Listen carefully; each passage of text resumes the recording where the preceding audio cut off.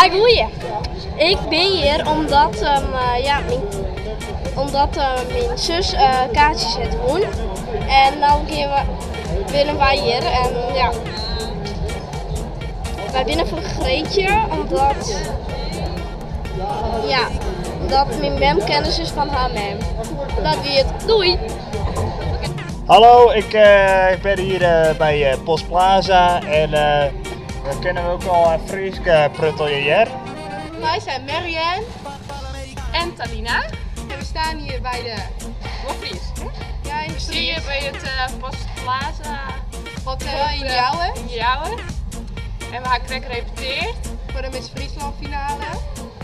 Ja. Dat vinden we helemaal leuk. We hebben hartstikke zin in. Het is wel spannend. Wat ik je dacht, ik ben bij de Miss Friesland verkiezing omdat mijn dochter mij doet. Dat is Greetje van der Veen. En die wint natuurlijk van die jongen. Die is de beste. Dus dat vind je het eigenlijk. Het is spannend. Ja, ik verwacht je dat het gewoon een hele mooie wedstrijd wordt. En dat de beste mogen winnen natuurlijk. Maar onze favoriet is nog wel Greetje, want hij krijgt mij de rijdsprutsen en dat klinkt heel veelbelovend. Nou Roos, als je dit hoort, we zijn met z'n allen aanwezig. Val niet op je bek op die wolkdinges. Doe je best en we zien elkaar straks. Nou, wat je toch? Ik kom hier om mijn schoondochter oer de streep te helpen, want die mag winnen vanzelf. Dat is het verhaal. Wij binnen hier voor Annabel Klein, voor de misverkiezing. Goeie. Ik heb kaartjes van en het is wel leuk. Ja, sowieso. Maar het is een chique band hier. En de bier is er is geen bier.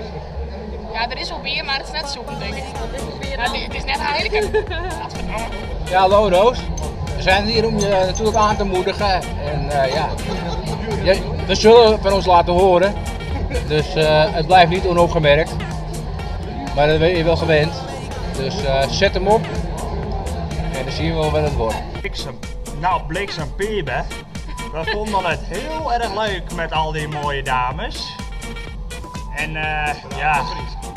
we praten naar Fries nou. Haantjes.